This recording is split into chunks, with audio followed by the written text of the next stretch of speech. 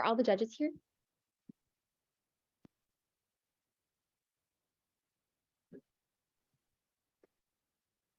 Cool, looks like everyone is here.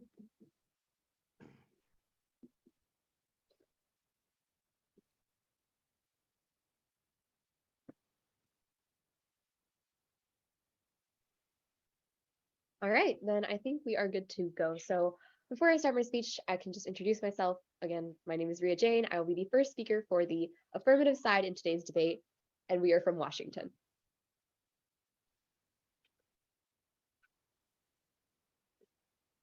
Okay, with that, my time begins now. We affirm the resolution that resolved this House would condemn Sci-Hub.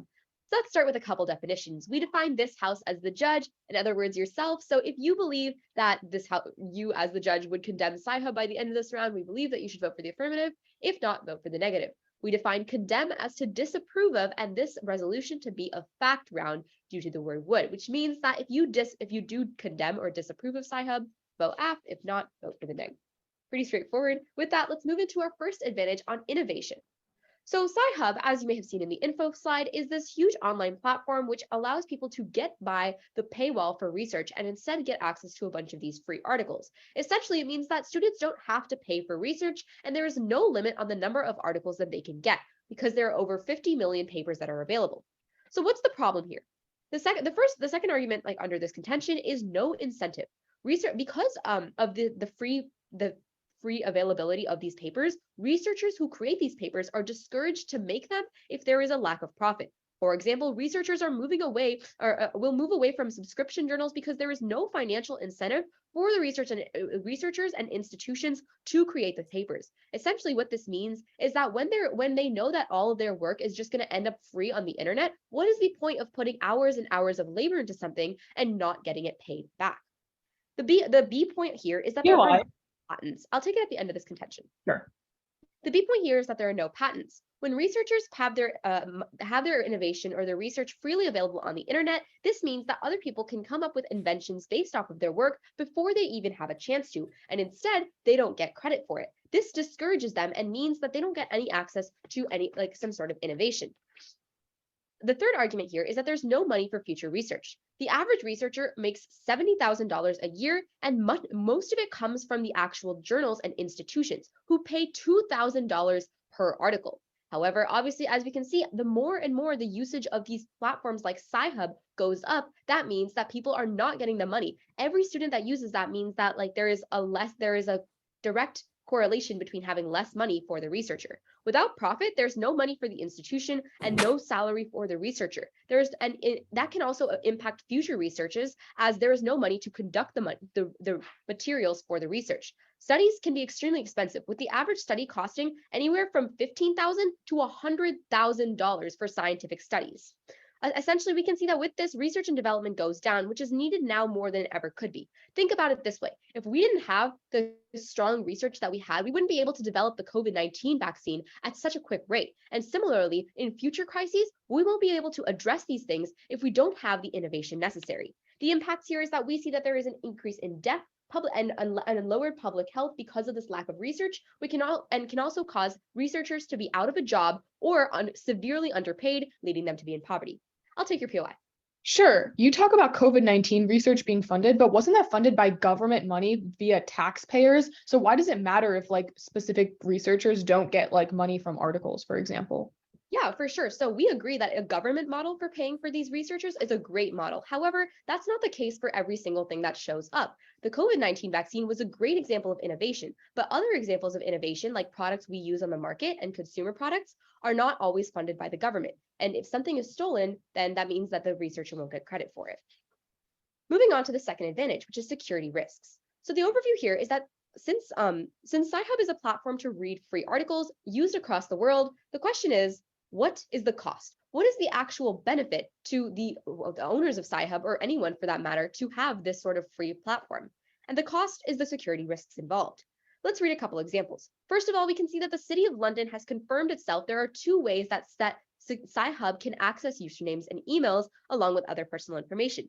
One is a password break attack, in which they quite literally can take your password. But second of all, it's a phishing attack, in which false data data breaches allow to tell people that their password needs to be changed due to a data hack, and in that process, steal their password because there was no data hack in the first place.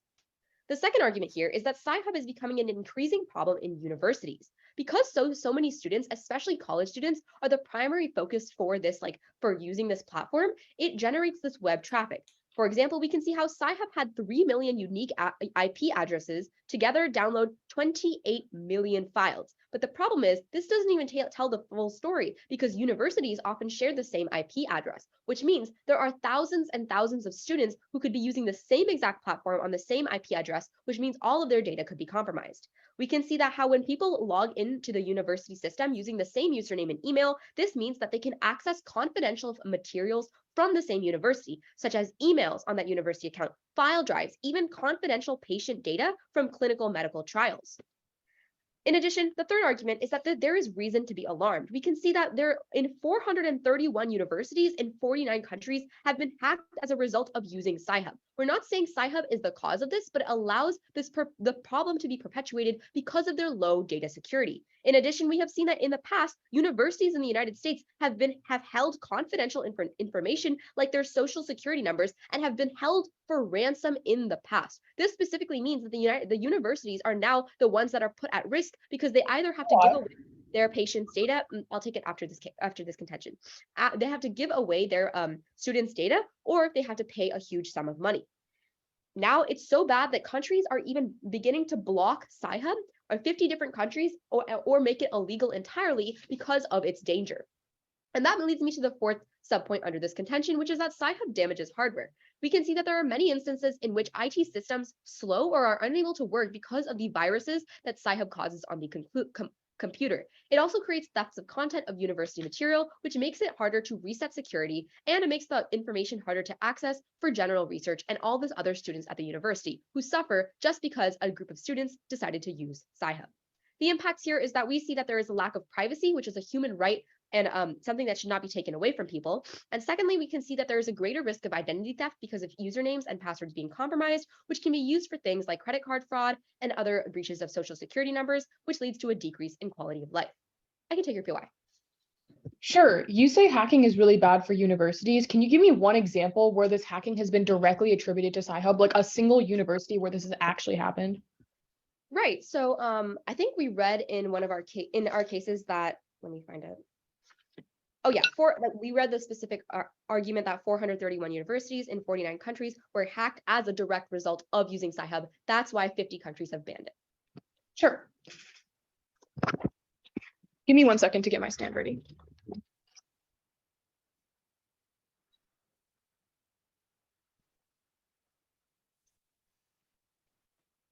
Can everyone hear me okay? Perfect.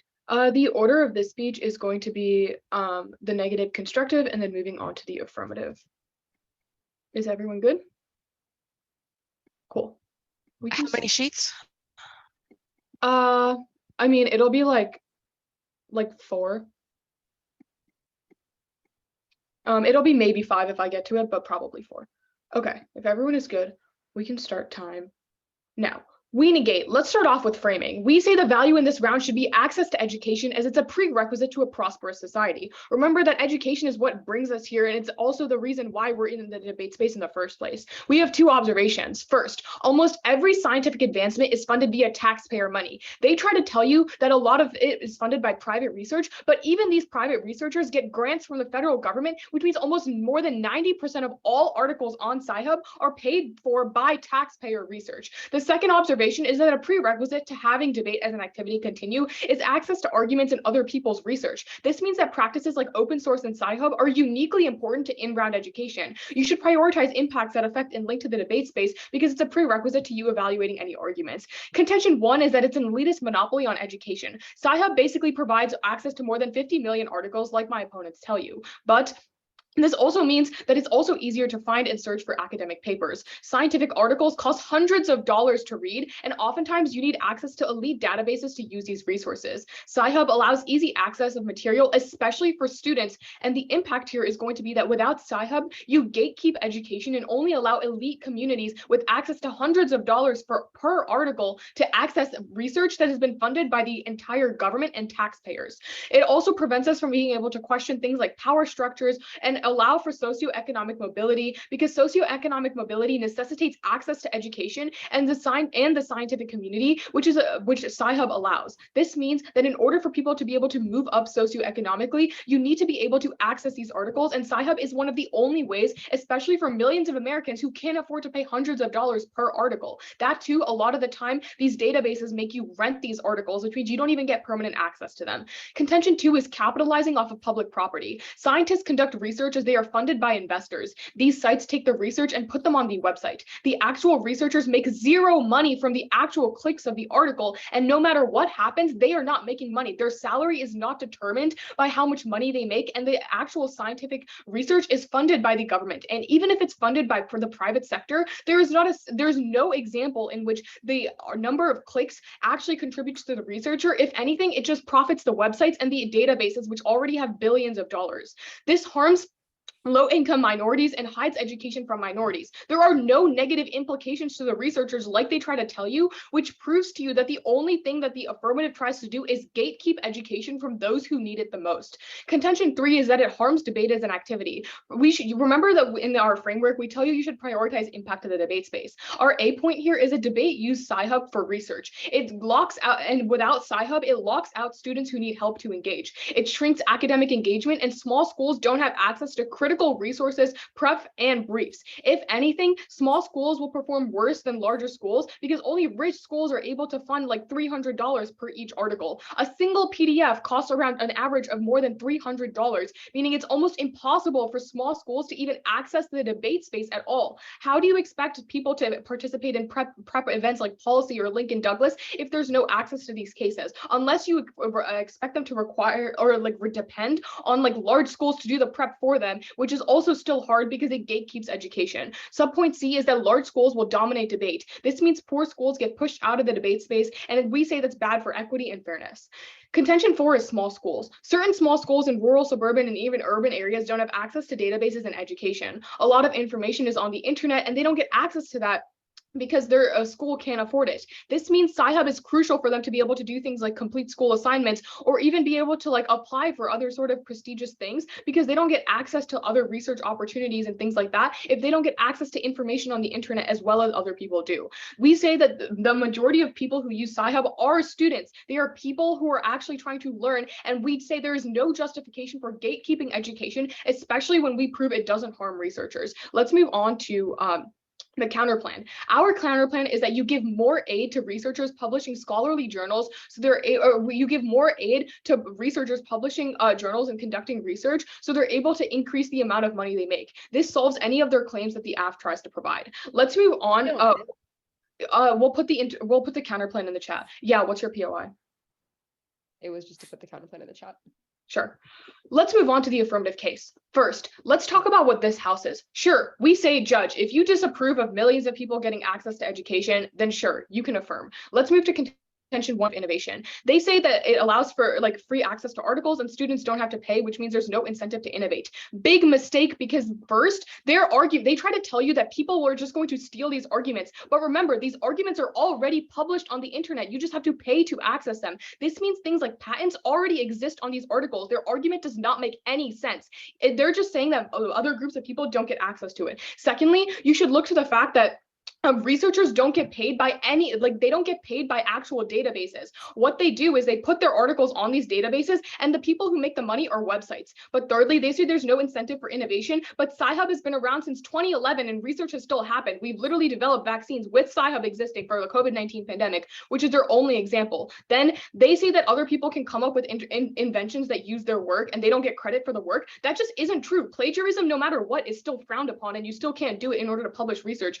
Copying copying research that already exists and not giving credit is literally plagiarism, not a problem with Sci-Hub. But secondly, Sci-Hub changed the landscape of a broken system. This access currently serves millions of populations deprived of like other access in other countries, which means other countries' only way of getting access to like American innovation is via Sci-Hub, meaning that you can turn their innovation argument. It increases the ability for developing countries to also understand where the current research base is. On their contention too of security, first, it's non-unique. People will resort to underground methods that are even more dangerous than Sci-Hub. Secondly, the more people use these methods, the easier it is and the more security, the less security risk there are. But third, they talk about web traffic in colleges, but their argument doesn't make sense here. They don't give you a single example where this has actually happened. And remember what the first speaker says. They say the attacks can't just be attributed to Sci-Hub. There is no analysis for why Sci-Hub is uniquely the cause of these attacks. But third, you should look to the fact that because of certain hacks that have already happened, universities are already upgrading their technology programs,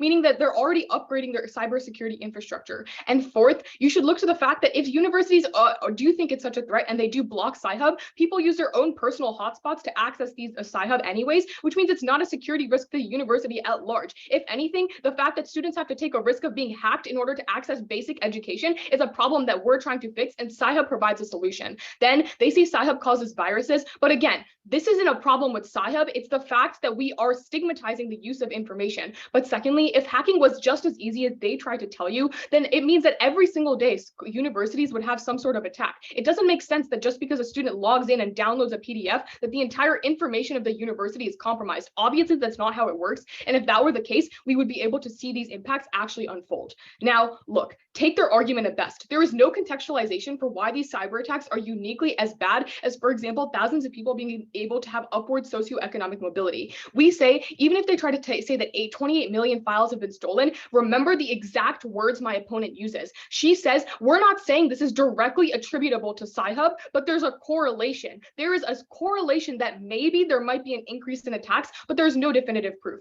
Secondly, her entire argument rests on evidence that she actually can't provide in the scope of parliamentary debate, so you shouldn't even evaluate this argument in the first place.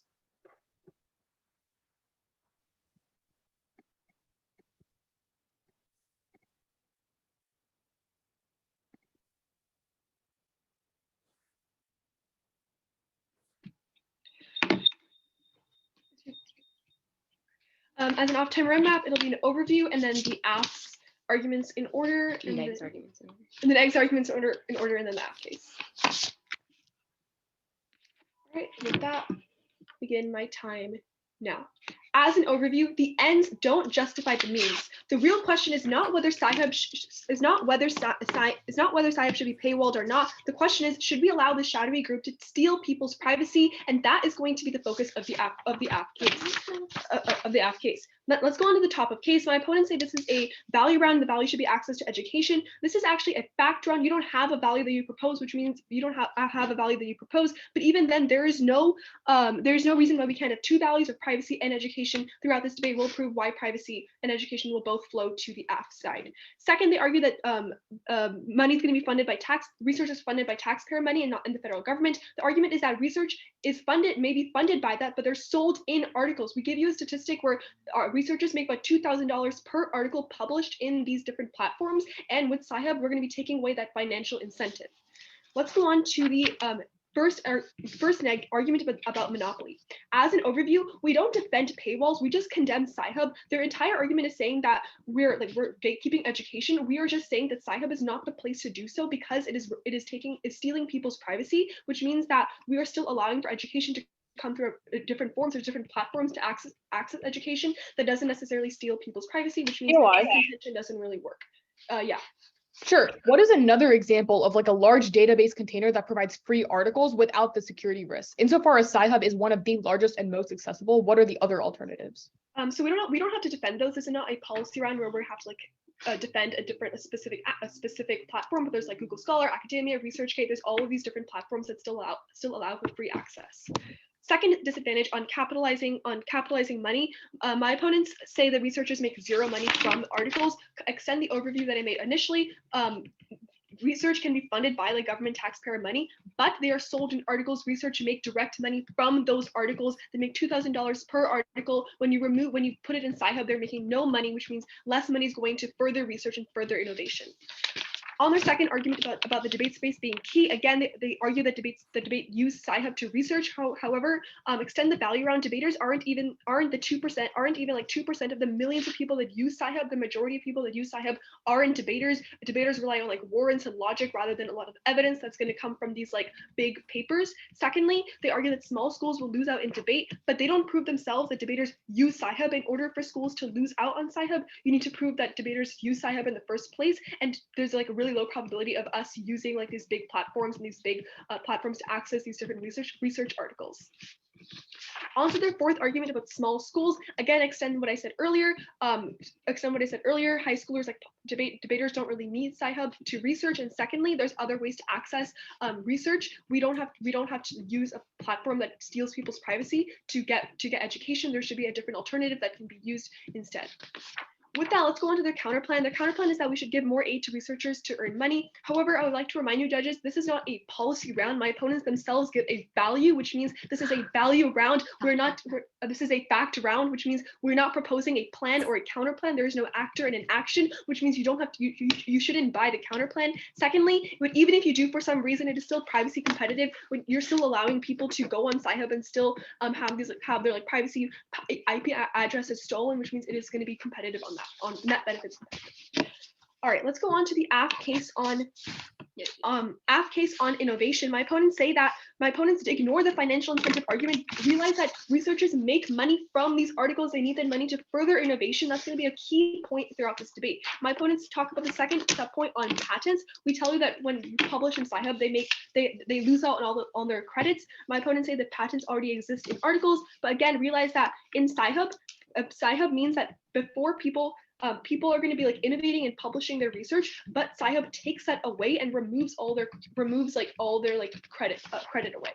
Second, they say that my opponents say that they put articles in websites that make money. Again, we have to pay for those articles. It's sold in articles. We have to still pay money. Secondly, they argue that we make COVID vaccines with Sci-Hub. Again, we never used Sci-Hub. There's other different ways to access articles. Thirdly, they say that we can access to millions of populations. My opponents are going to try to frame this debate as saying that we're gatekeeping education, but Sci-Hub is just a band-aid on the problem. We can't use a bad method to get education. The ends don't justify the means. If you want to get education, get it through the right way. Don't go through like a shadowy website that steals people's privacy. With that, let's go on to the second advantage of security risks. I'll take it at the end of the argument. My opponents argue this is like non-unique. People can resort to underground methods. Sci-Hub is the underground method. The other methods are not on the underground. They're actually secure, and secure methods where people can access this education, Secondly, they say that we provide no example of it being harmful in universities. RIA specifically tells you that 431 universities in 49 countries were hacked as a direct result of Sci-Hub. This was a direct causation that happened because of this illegal website. The people's usernames, passwords, all of that was stolen because of this underground website. Thirdly, they argue that the universities are improving their cybersecurity. That doesn't anything. They provide no warrants, no evidence to explain this. You can just still agree that with a shadowy website, you're going to have like your IP address is stolen. All this hacking is still going to be occurring. It's occurring in 50 countries. It's probably going to occur. It's probably going to continue to occur. Fourthly, they argue this is not a problem with Sci-Hub, that universities are going to have attacks regardless. They do have attacks right now. The attacks are a direct result of Sci-Hub. If they didn't have Sci-Hub, they would probably have far less hacking attacks right now. Sci-Hub is unsafe, which is the reason for these hacks to occur. It's the reason why students are losing out on students, like computers are being hacked. Students, like all this is happening as a direct result of Sci-Hub, and that has a far greater magnitude.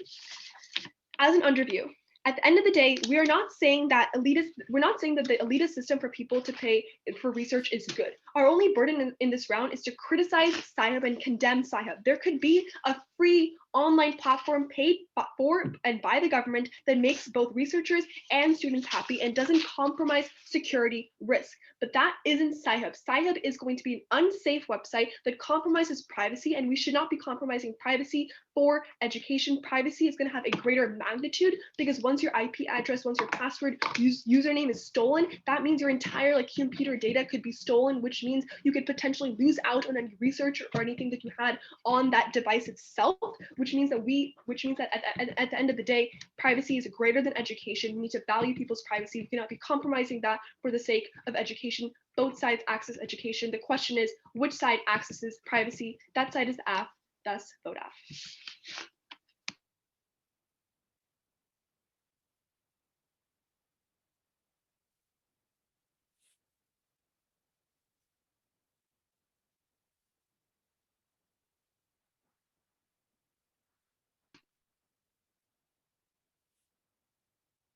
Hello.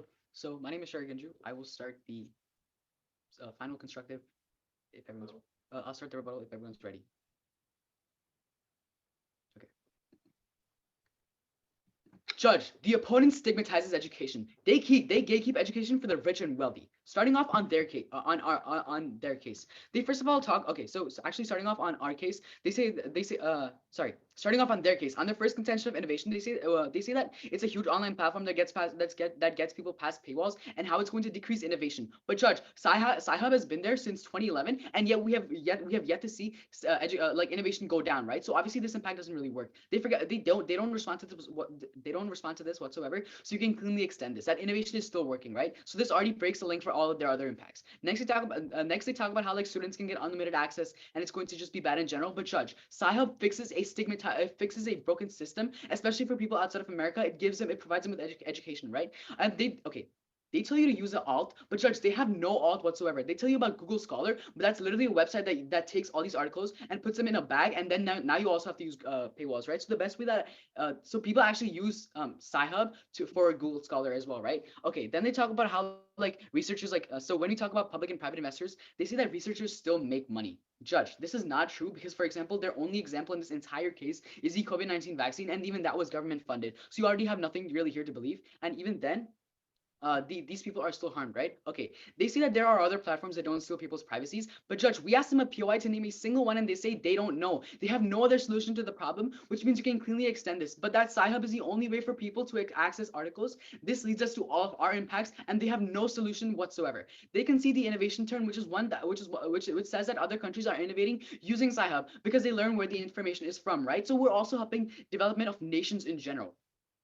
Okay, then like onto like where we're talking about they are paid by public and not at this moment. Where we're talking about like how they're paid by public and private investors. They said that researchers are still going to make money, right, from these articles. Wait a minute, that would mean that researchers would only research on things that are going to make people happy, right? So that they would be able to make more money. But that's obviously not what happens, right, Judge? They're researching everything. They're researching things, and that's why we innovate. So obviously, it's not just like making people happy and getting money. It's because they are mostly funded by private and public investors, and even the government in the case of COVID-19, which is their only example.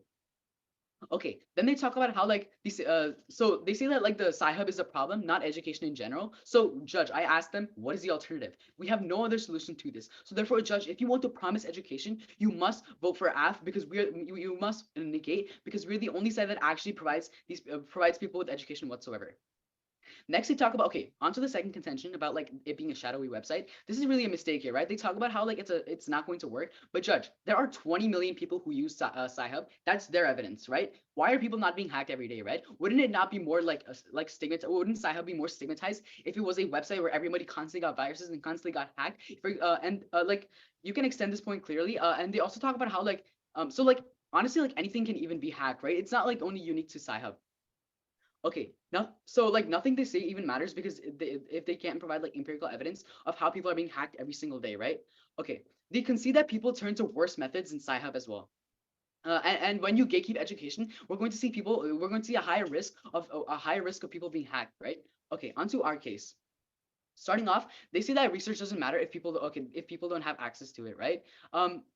Okay, so that's what we say. Research doesn't matter if people don't have access to it. Okay, so they say we don't propose a value. Judge, our value at the beginning of the round, what Shruti told you, was access to education. We're making sure that everybody gets education, right? They talk about how like researchers make 2,000 from publishing articles. Okay, this was mostly from like investors, right? They make most of their money from investors. Also, where did this piece of evidence come from? You are not allowed to bring up evidence in Parley. Then you can extend our points about like how Sci-Hub is actually providing education to people. How it's like going like without Sci-Hub Sci-Hub, you're gatekeeping education. Only elite communities have access to this education. You can cleanly extend this across the flow. Then we talk about how like it's going, having Sci-Hub allows us to question power structures and even allowing upward socioeconomic mobility. And because it's necessary that you have education, right? So therefore, we're challenging societal norms. Or you can also cleanly extend our second contention, because this is mostly conceded. Like how these sites are capitalizing off public property, and how these researchers are basically they're losing. Right. And they also concede that people like turn to worse methods in Sci-Hub when you like gatekeep education, right? So it's only going to have more negative impacts. And yeah, also like the debate space in general is going to be much more worse if people don't have access to the education. So also like onto the third contention about like harms debate as an activity. Like debaters don't they talk about how like debaters don't use Sci-Hub, but this isn't true. Like a lot of research and it comes from Sci-Hub, and they say most of the stuff is like logic or fact-based, but this is not true for all forms of debate. For example, Lincoln Douglas or public forum or policy debate all rely on evidence, and so therefore gatekeeping evidence for only wealthy schools is going to undermine debate as an activity. And judge, you must value debate first, because that is what we are doing in this situation, right? Like I am debating the opponent, and that's why you must value debate as an activity overall. Okay, then you can cleanly extend all of our impacts about how how research costs a lot, for example, like $300 for a single PDF, right? And how it's going to like hurt small schools and their debate communities as well. And like debate is going to be bad, because now if people don't have access to good articles, then it's going to hurt the fairness and education aspect of debate, as now people are unable to get educated about what's happening in society, and now debate is not going to be fair, because we debate because we are given the idea that it's fair and it's educational.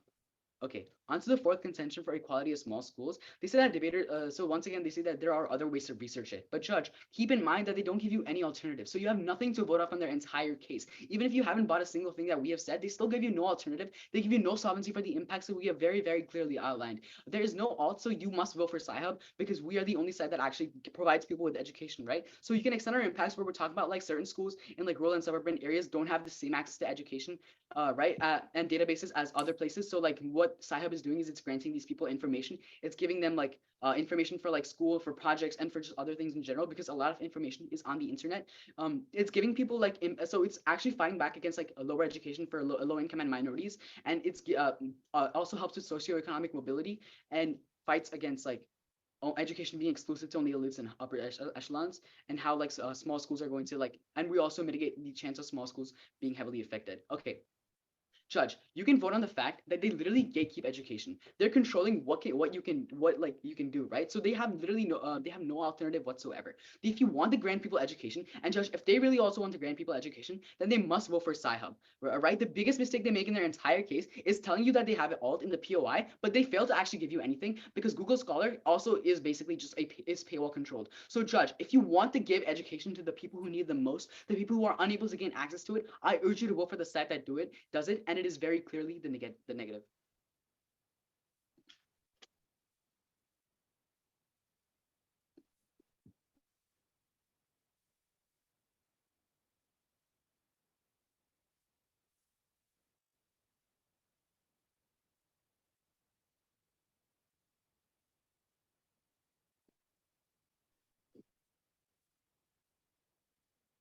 Cool. Can everyone hear me okay? Perfect. The order of this speech is just going to be key points of clash and then voters and weighing throughout. It'll start off with voters on the negative or the opposition, and then the government's case. Is everyone good? Perfect.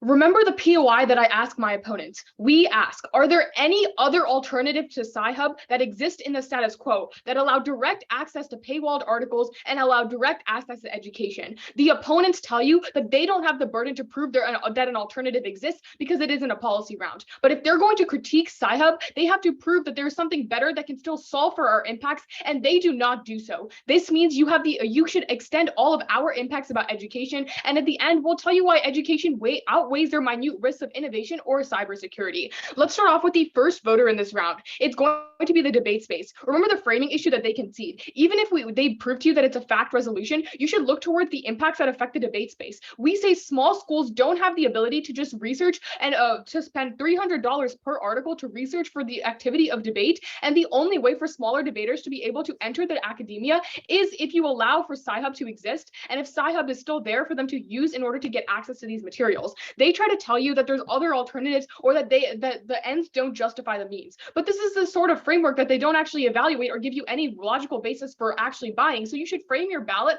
off of this framing issue on who helps the debate space more.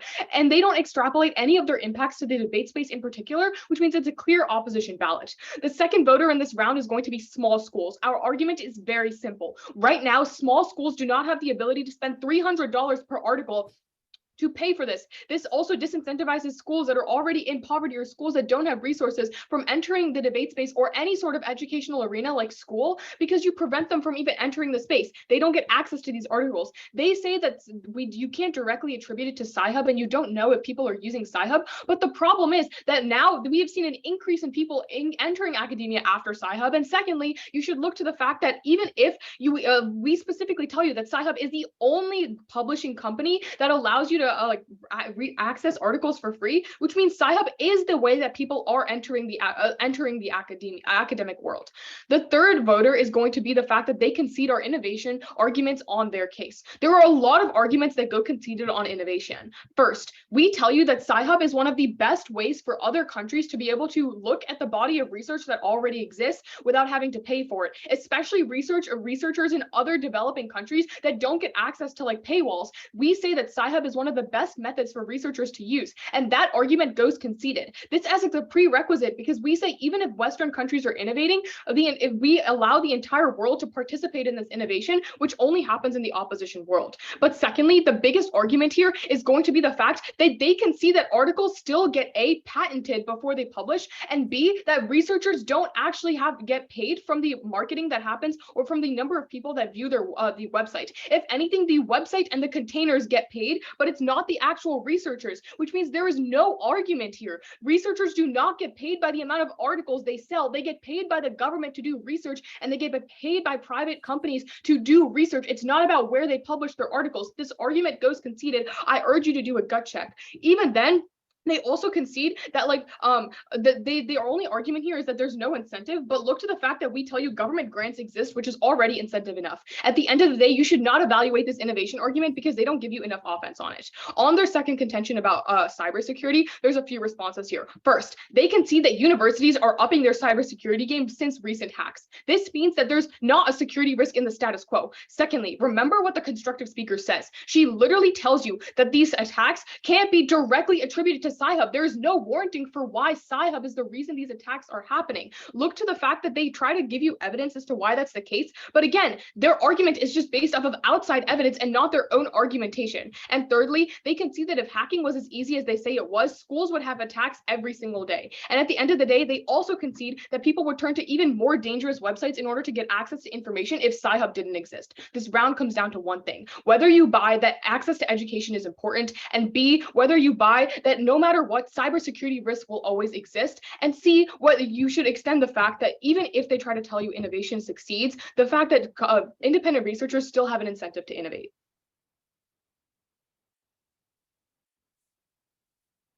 All right, I think that was about 20 seconds over time, so hope you don't mind if I take some grace time for my speech as well.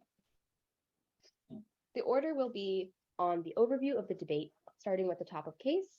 Then I'm going to go into some non-voters or reasons why not to vote for the neg, go on to some reasons to vote for the affirmative, and conclude the debate through some wave. Oh, is this good? Okay.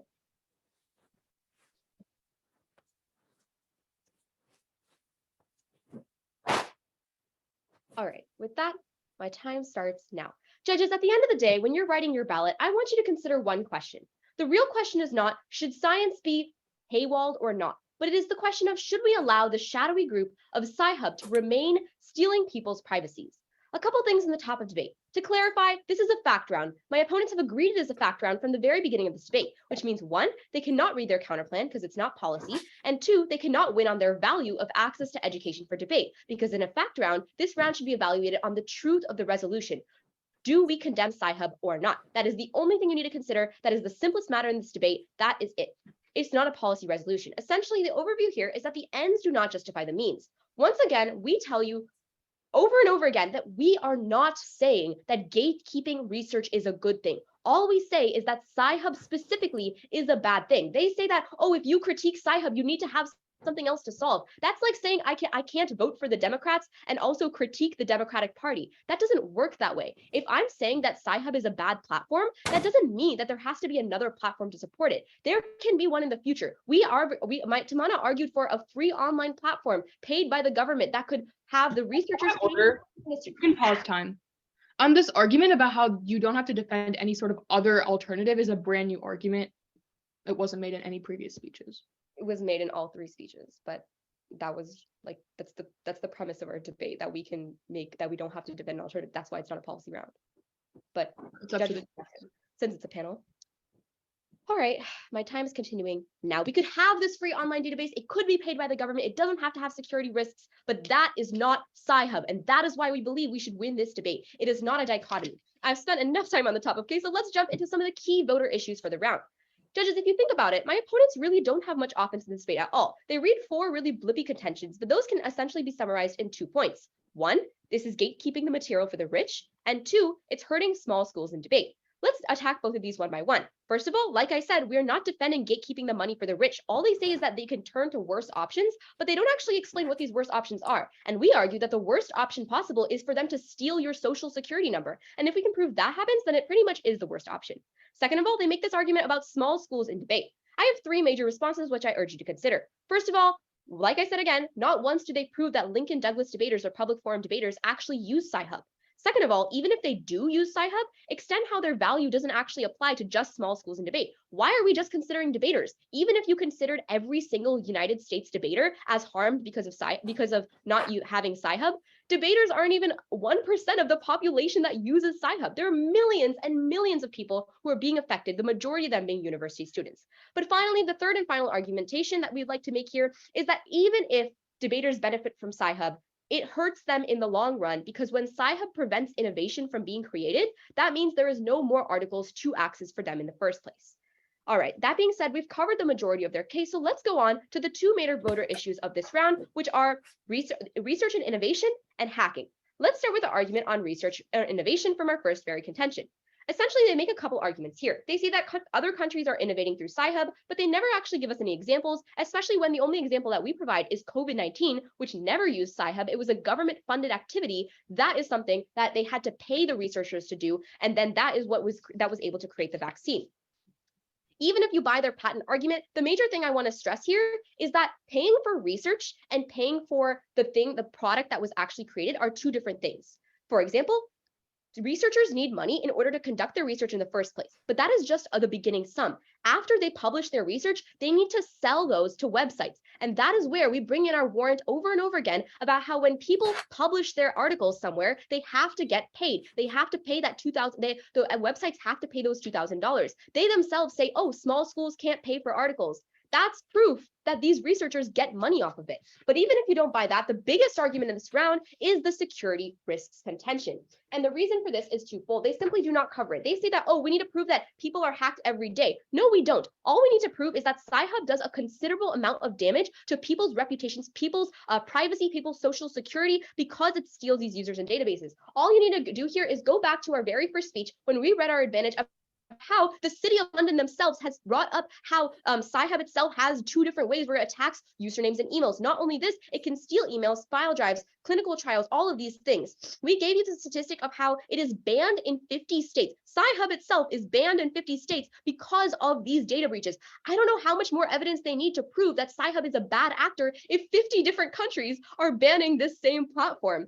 Not only this, but we can see that this is one of the most important impacts in the debate, because essentially, if you believe that Sci-Hub can cause a data breach, as it has done countless times before, that means that it causes identity theft. People will lose their social security numbers. This means it allows them to lose on credit card fraud and causes money to be lost, which loses in quality of life.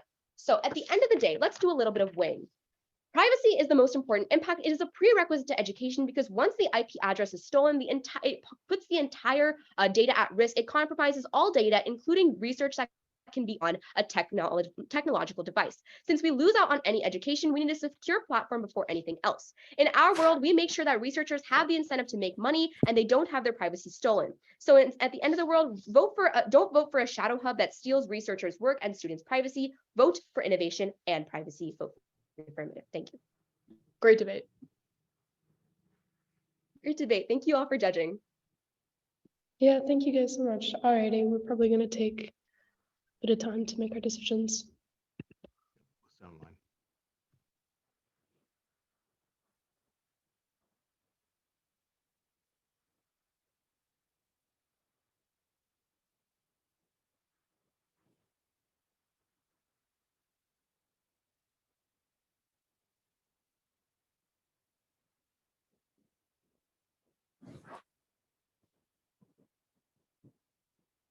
So I think we're good. Judges, are you okay like going one by one and explaining our decisions? Awesome. Sarah, do you want to start? Sure. So my ballot, can you guys hear me okay? Okay, cool. My ballot goes to the Gov. Ultimately, this was a tight decision, you guys. I think this was an excellent round. Ultimately, what I buy most is that the burden as a fact round is on Gov to establish that Sci-Hub is bad, period.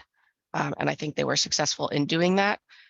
I do agree with the Gov that OP did not show that Sci-Hub is a key factor in innovation in third world nations or developing nations. I think the language was kind of interchangeable in round.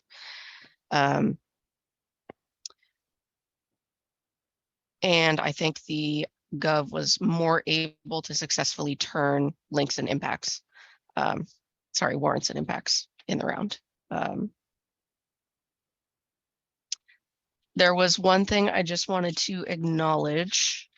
Actually, two things. Do y'all know what patents are? Are we sure? Because publishing an article does not get you patents. It gets you copyrights. So, make sure you're using the terms you mean, because it was a little fuzzy what we were talking about, because I was interpreting that to mean I think they mean copyrights, but then in other times it's like, oh, no, they definitely did mean patents there. So some clarity on what you're arguing would be helpful. Also, let's see, OP, second speaker, who are you? There you are, yes. So within about 45 seconds of your speech, you said two things. First, you tried to nail Gov for not providing enough evidence.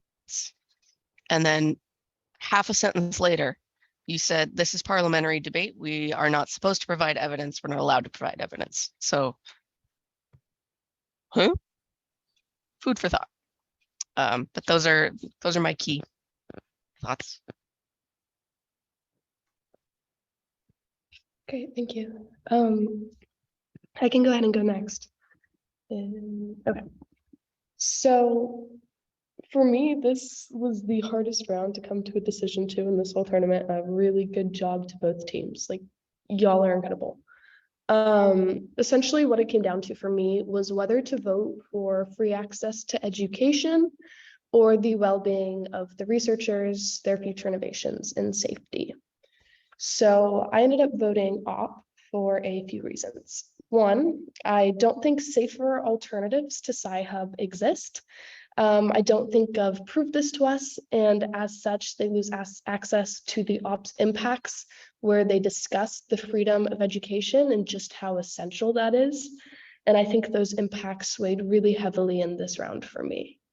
The next thing I examined was that if most research is funded by private organizations or the government, as OP said, and a large majority of research is funded directly, like I said, by the government. And so I believe opposition when they say that it's not going to harm the researchers themselves too much. I do think that there is harm associated with that.